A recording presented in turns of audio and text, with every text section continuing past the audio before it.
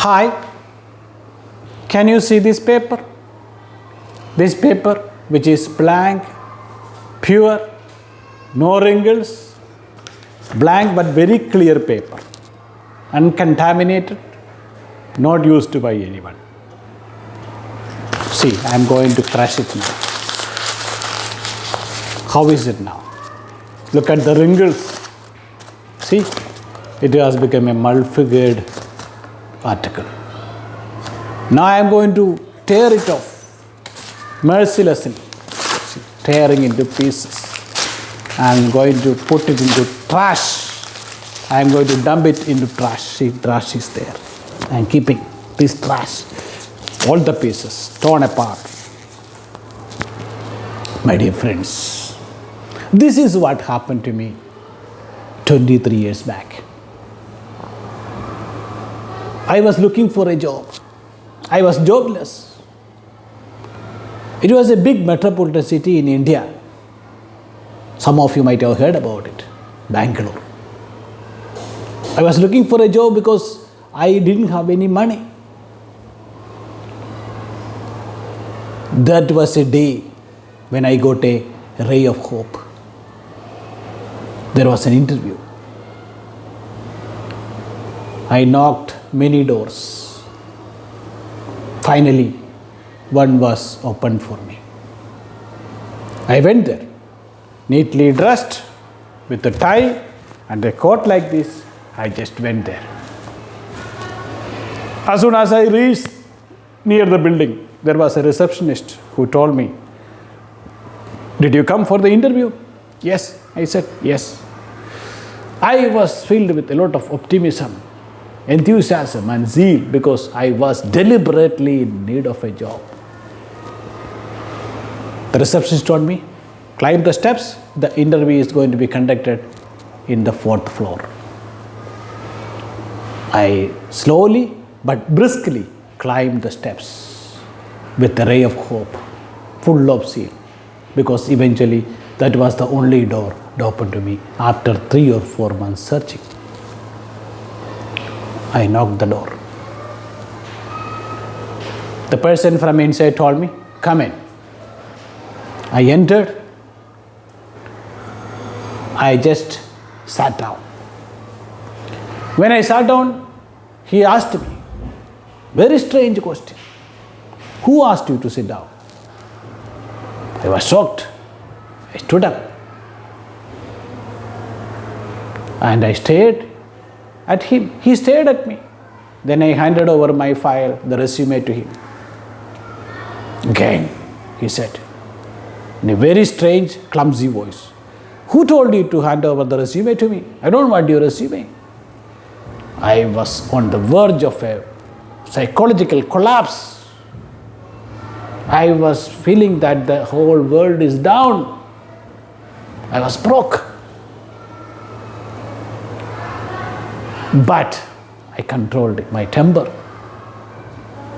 Finally, he said, "Sit down, take your seat, introduce yourself." I started nervously. I didn't get my words. There was no utterance. All the words got stuck at the neck. I was dumb. Again, with a familiar voice, he shouted, "That is the door. Get out from here. This job is not meant for you people, the Mallus who don't have good accent and good English. Get out. You can never dream of getting such a job."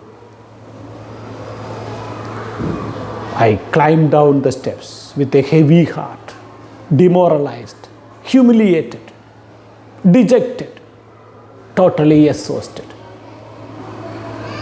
As I was standing on one of the pedestrian pale, waiting for the bus, with no hope, there was a man walking on the opposite direction. He came to me. He handed over the paper. Those days there was a paper named yellow paper in which would find the openings, the vacancies of the surrounding areas, the metropolitan cities. Somehow I thought this could be a God-given opportunity, because when God shuts one door, He opens another. I realized it in my life later on. But that day I did not have any idea, but it was God who interfered. I bought it reluctantly. I was penniless, I told you, but that was the only money which I had. I bought it. I glanced through the pages. I found one opportunity. Teachers wanted to Chittoor district for a primary school in Andhra Pradesh. There was a ray of hope, a feeling of hope in my mind again. The interview is going to be tomorrow. I went back to my residence, but there I was working with a millionaire who was a stingy person. He never used to pay me, but he used to feed me. On that evening, to my surprise, to my utmost wonder, he called me. Bijosh, come here. Let's go out for a dinner. I was shocked. He has never been a merciful man, a compassionate man, a considerate man, but this is for the first time he is showing mercy to me. But somehow I did not have any other choice, so I went with him, sat with him, and he ordered 2 chicken biryani and 1 bottle of Coca-Cola. We ate together and drank together. And when I reached his residence, his house, his wife was waiting for me. His wife is a Malayali, whereas he is from Karnataka, a Kannadiga. Wife told me, wife had always had a soft corner towards me. And wife told me, took me apart. Bijosh, don't spoil your life over here. You look out for another job. He will make use of the people and throw away. Has he paid any money to you so far? No, I said. Next day, as the sun rose with full of vigor and hope, I dressed up and went in search of that particular building where the interview is going to be conducted. It was at Mahabalipuram. I went there. The interview was at the 6th floor. As I had already an experience of dejection and humiliation, I was mentally prepared. I was ready to face any struggle, any atrocity. I went there on the 5th floor. Again, before reaching the 6th floor, I took a deep breath, consoled myself, told to myself, this is your chance. You will get it. You will ace it. And this is your day. I tried to gather little courage. I went to the cabin. There was a lady, a compassionate lady, kind lady. With that demeanor, I could figure it out. I wished her, good morning, ma'am. Please. I handed over my resume. She glanced at it and asked, Mr. Bijosh, could you please introduce yourself? This time I didn't make any mistake.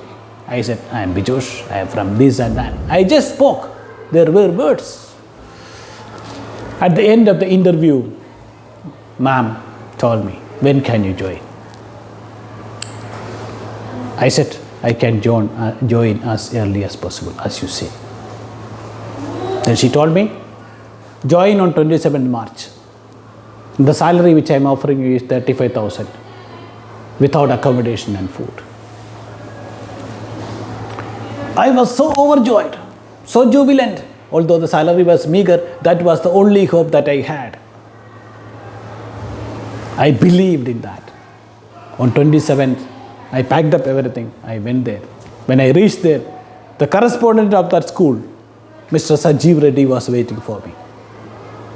He wished me, good morning, sir. I wished him back. And he said, go to that school and your residence is at the school. You have to stay in the second floor of the building. I was given a room which was quite empty, with no furniture, nothing, no fan, nothing. But I occupied it. I started working. But today, that was my first experience. Today, as I am talking to you, my story is very different. I have had a lot of rejections in my life because of my lack of fluency in English. Now, when I address students across the globe, when I teach students pan-India, even here when I am working in a school, I come across many people who say that I don't know how to learn English, I cannot speak in English fluently. Teach me English. Because of my lack of communication, lack of fluency and lack of accuracy, I am not able to get a good, well-paid job, a lucrative job. I tell them, you should learn the language in the way I learned. I had undergone through a phase of dejection, tale of humiliation and embarrassment before reaching this stage. Today, I never fail in an interview because of the lack of fluency. I ace it with my language. I impress them with my language. I sophisticated my language. Had I not been broken, had I not been humiliated, had I not been rejected, I wouldn't have achieved this fate today. So, my dear students, my only urge for you is, English is not a knowledge. It is not a criterion of knowledge. It is just a skill like driving or swimming or dancing. It can be learned by practice.